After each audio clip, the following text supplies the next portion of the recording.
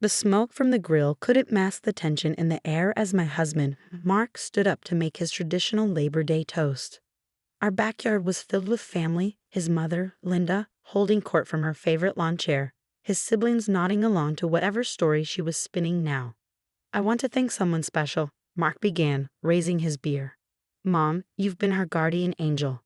Without your generosity, we wouldn't have this beautiful home, our kids wouldn't be in private school, and my business would never have gotten off the ground. The familiar knot formed in my stomach as I watched Linda beam at her son. She was good at this, the benevolent matriarch act. So good that even my husband believed it. To Mom, Mark continued, who gave us the down payment for this house, who pays our kids' school tuition, who invested $50,000 in my startup. I couldn't take it anymore. 10 years of watching this performance, of seeing my husband thank his mother for imaginary gifts, of listening to her take credit for our hard work. The folder in my bag felt heavy with truth. What generosity! The words left my mouth before I could stop them. The backyard went quiet except for the sizzling of burgers on the grill. Mark looked at me, confused. Honey, I said, what generosity? I stood up, my hands steady as I reached for my bag. What down payment? What tuition payments? What investment? Linda's perfectly maintained smile flickered. Jennifer, dear, this isn't the time. It's exactly the time, I countered, pulling out the folder I'd been compiling for months. Mark, do you know where the down payment for our house really came from? He blinked, looking between his mother and me. Mom gave us the $60,000. No, I said firmly. We scraped together every penny of that down payment ourselves.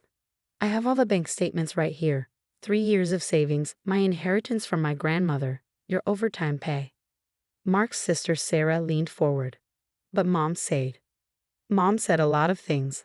I interrupted, spreading documents across the patio table. She's been saying things for years, but saying doesn't make them true. Linda stood up, her voice sharp. How dare you question my generosity to my own children? I'm not questioning it, I replied. I'm disproving it.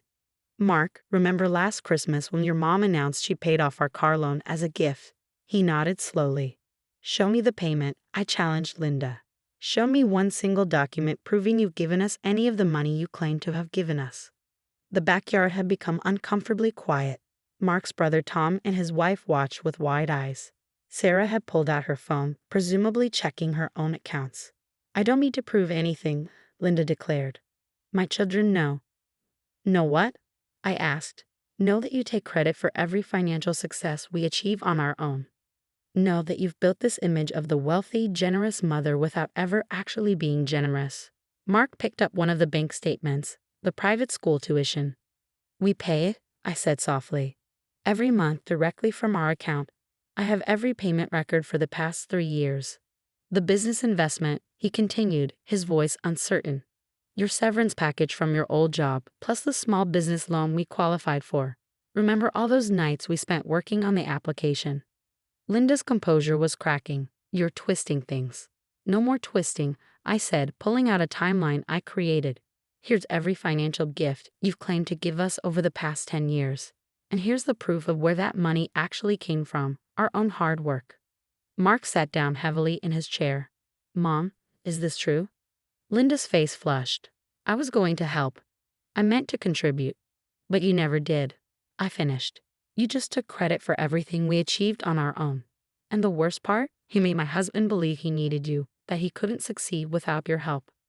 Sarah was furiously scrolling through her phone. The down payment you said you gave us for our condo. Check your records, I suggested. I bet you'll find you paid for it yourself. Tom had gone pale. The business loan you guaranteed for my restaurant. Linda's carefully constructed facade was crumbling as her children began to realize the extent of her deception. She hadn't just lied about helping us. She created an entire fictional narrative of financial support that had never existed. I wanted you to be proud, she whispered, to feel secure knowing your mother could help. We would have been proud of the truth, Mark said, his voice heavy with realization. Proud that we did it ourselves. Instead, you made us feel dependent on imaginary help. The burgers were burning on the grill, forgotten in the wake of this revelation. 10 years of false gratitude, of believing we owed our success to Linda's generosity, were going up in smoke along with them. The smell of charred burgers finally broke the tension as Tom rushed to salvage what he could from the grill. Linda remained standing, her manicured hands gripping the back of her chair as her carefully constructed world unraveled. "Check the college funds," Sarah suddenly said, her voice shaking. "Mom, you said you'd set up accounts for all the grandchildren." Linda's face went white. "Sarah, please." "Already did," I said, pulling out more documents. "There are no college funds. I called every major bank and investment firm in the state. Nothing under the kids' names, nothing under Linda's name designated for education." Mark was going through the stack of papers I compiled, his hands trembling slightly. "The Christmas bonuses you said you gave my employees last year. The ones they thanked you for," I asked gently. "Those came from our business account. I have the canceled checks." Tom returned with a plate of salvaged burgers, his face grim. "What about the loan guarantee for my restaurant? The bank said they had a cosigner." "That was Uncle Pete," I revealed.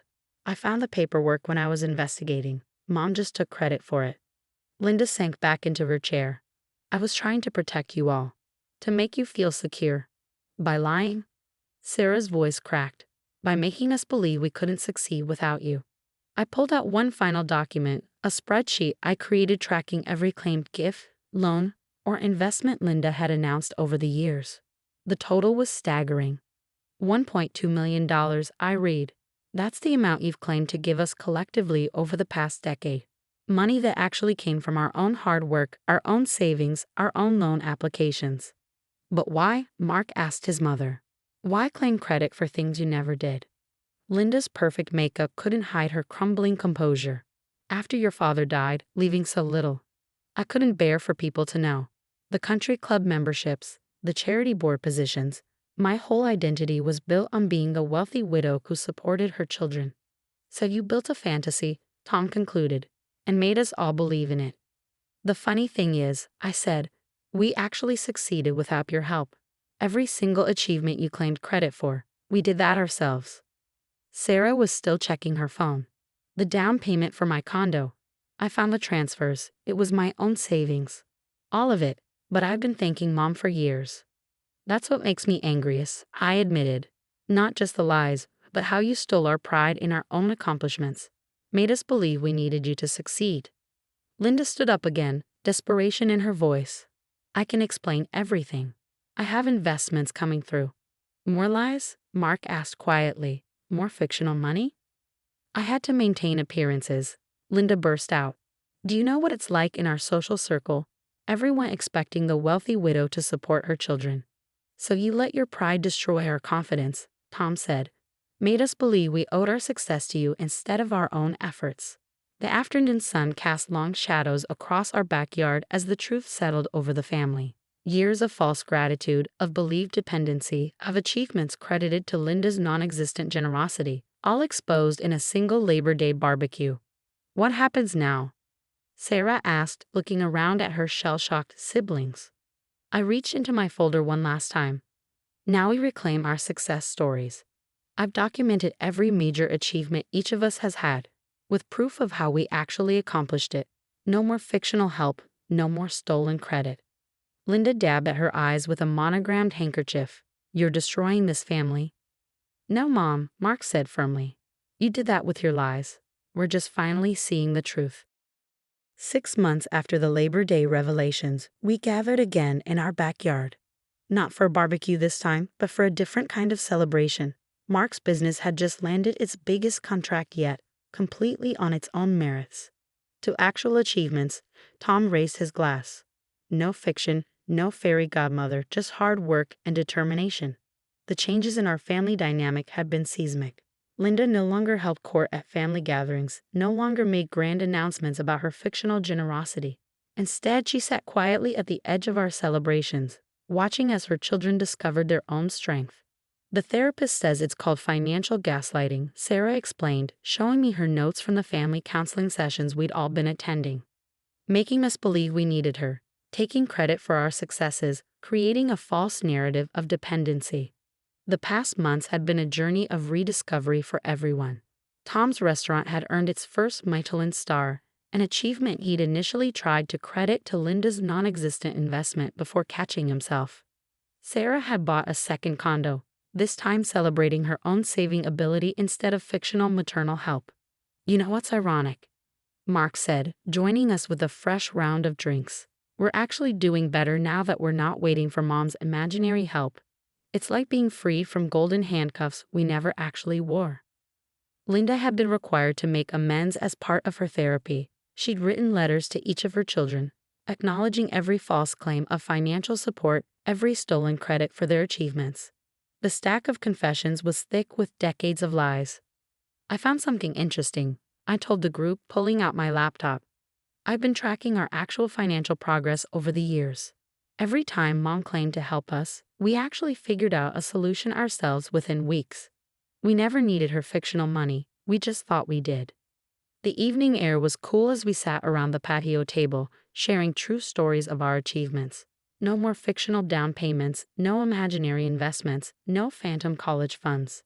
Just honest accounts of hard work, careful planning, and real success.